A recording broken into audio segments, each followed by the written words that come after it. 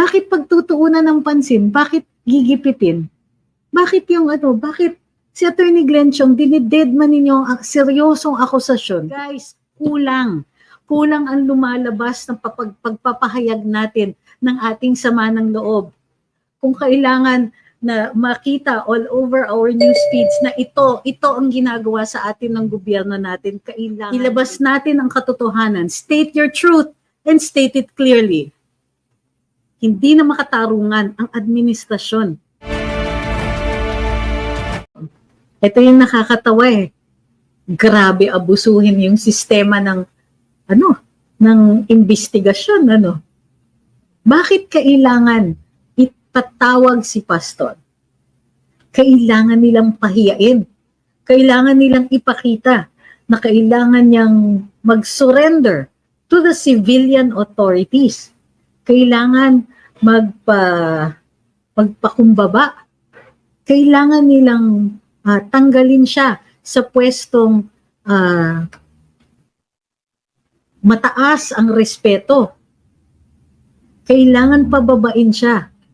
Kailangan ng administrasyon that he must be humbled nang sa gayon mawala ang kanyang impluensya. Mawala ang takot, mawala yung capability niya to lead. Well, ito yung problema sa sa operasyon ng panggigipit.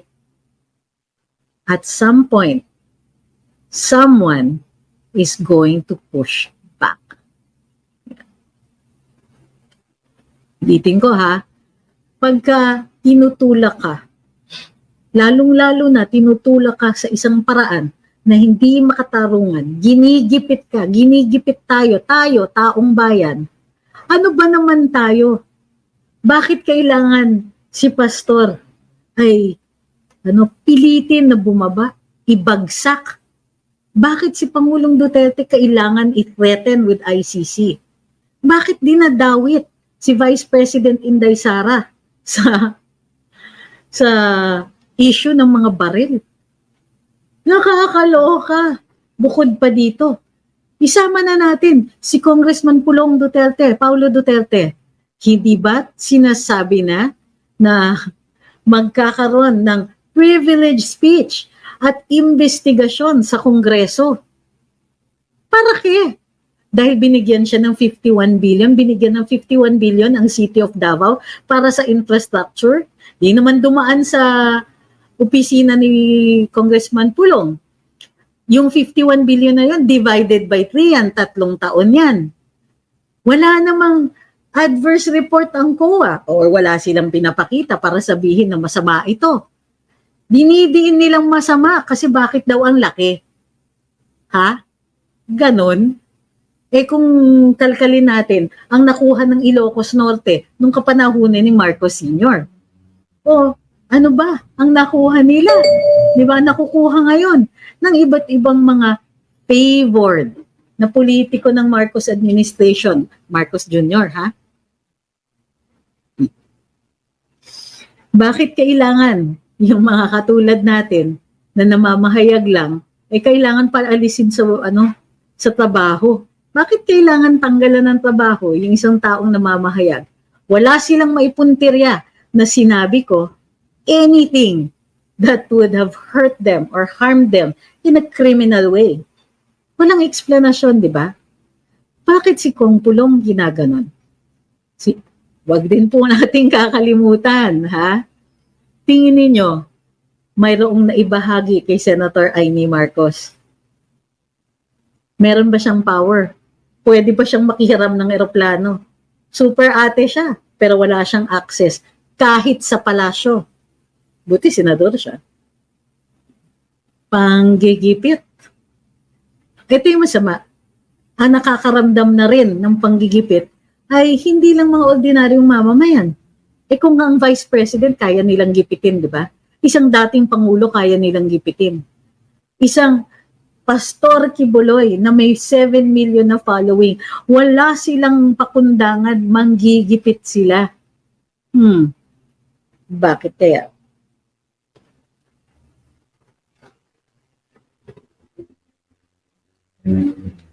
Sabi ni Roma, shame on the government, wala na tayong napag-asa.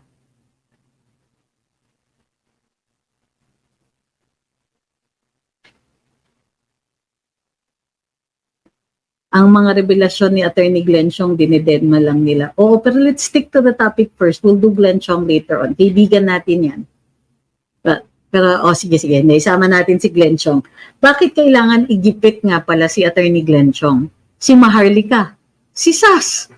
Ano ba ang kasalanan sa kanila? Hindi ba ang pag-criticize ay protektado ng freedom of speech natin? Kalayaan magsalita at magpahayag? Sa saligang batas.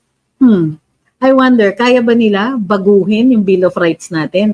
Na may kalayaan magsalita at pahayag, yung mga tao lang na pabor sa kanila? Ay nako. Tama, dinededma. Si Attorney Glenn Chong nag-execute pa ng isang affidavit at sinabi na si First Lady Lisa Marcos, Attorney Marcos, ay mismo ay humarap sa mga opisyales ng Smartmatic. Labag ito sa Omnibus Election Code. So, saksi si Attorney Glenn Chong, final yung kanyang affidavit. Ang affidavit po ay isang statement given under oath. Ang testigo po ay ebidensya at testigo siya, may testigo siya. Pero anong ginawa ng COMELEC? Ay, na ano na yan, wala na kasing Smartmatic, kaya moot na yan. Ganon. Sabi ni Ricardo Yamson, lahat nga ng kumakalaban sa admin na to, ginigipit nila, yun ang isa sa dahilan.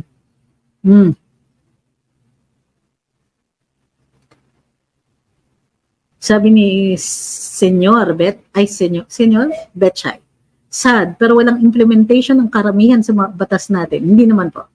Mismong mamabatas, hindi sumusunod. Paano ba tayo ngayon? Ganito yan, na wag nating lahatin. Ine-execute nila yung batas para sa ordinaryong mga mamayan. Sa mga hampas lupa tulad natin. Ay, stricto sa mga yan. Partida yan, ha? Ordinaryo tayo. Ordinaryo lang ako. Wala akong impluwensya sa mga sa mga taong nakaupo. Ang following ko, ilan lang ba kayo? May 1 million na ba tayo across different platforms? Hindi pa yata. Well, almost. Ano pa? Simpleng mamamahayag lang ako. Wala naman akong ganong karaming pera. Wala rin akong pera. Sa totoo lang, konti lang talaga. Enough para makakain. Tsaka pakainin yung mga cats and dogs. Bakit pagtutuunan ng pansin? Bakit gigipitin? Bakit bakit si Attorney Glenn Chong, dinidedman ninyo ang seryosong akusasyon? Bakit si Congressman Paulo, nakakuha lang ng 51 billion, ina-assume nila na may krimen dito? Kaloka.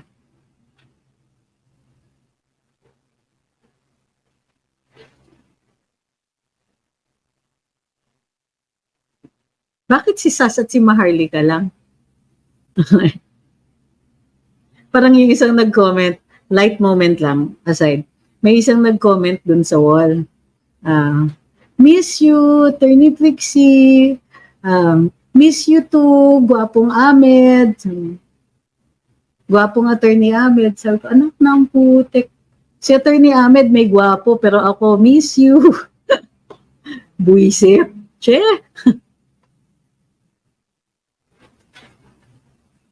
Shungangers ka, no? Nasaan yung sinabi kong inamin? Ikaw mabablock ka, ha? Sinasabi ko sa'yo. You don't put words into my mouth. That's so unsanitary.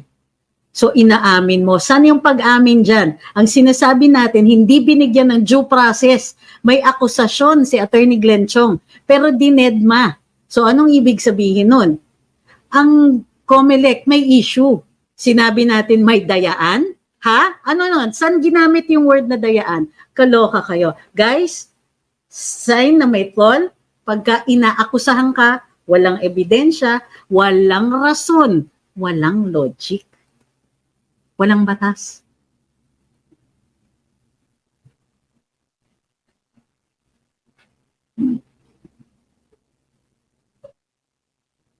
Sabi ni Maria, simple ka lang attorney pero may utak at puso sa pagmamahal ng bayan natin.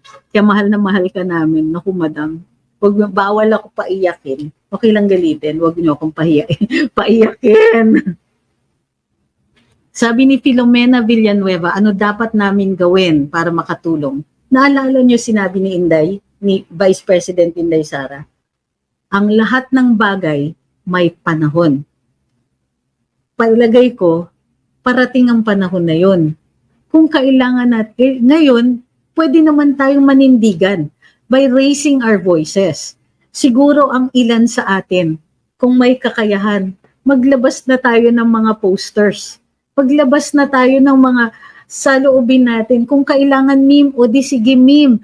Kung kailangan mga hashtag, we deserve better. Hashtag ginigipit nyo, ordinaryong mamamayan o mga mamamayan na salungat lang sa inyo. Ordinaryong mga kritiko, pinahihirapan ninyo. Guys, kulang. Kulang ang lumalabas ng pagpapahayag natin ng ating sama ng loob. Kung kailangan na makita all over our news feeds na ito ang ginagawa sa atin ng gobyerno natin, kailangan marinig tayo. Lahat ng pagkakataon, hindi lang po kami ang dapat namamahayag dito. Hindi lang po kami ang dapat nagsasalita. Lahat tayo may wall. Lahat tayo may pagkakataon. Lahat tayo pwede magkomento sa walls ng mga pahayagan. Katulad ng Manila Bulletin, Inquirer, Star. Puntahan natin ang mga yon. Hindi natin kailangan makipagdebate doon. Hindi yan diskurso kung tatawagin din lang tayo ng masasamang salita. Kung ang plano lang nila ay insultuhin tayo, wag nang mag-engage sa ganon. Ilabas natin ang katotohanan. State your truth and state it clearly. Hindi na makatarungan ang administrasyon. Sagutin ninyo ang mga paratang. Sagutin nila. Dapat ang mga ganitong klaseng hinanaing, katulad ng hinanaing ni Pastor Kibuloy. Katulad nitong hindi na nasa ayos na lumalabas na akusasyon laban kay dating Pangulong Duterte, kesyo na tainted witness ang ginagamit at tumatakbo sa ICC, may hukuman naman dito. Wala lang silang matinong ebidensya kaya sila tumatakbo kung saan-saan. Madali mag-akusa, mahirap magpatunay.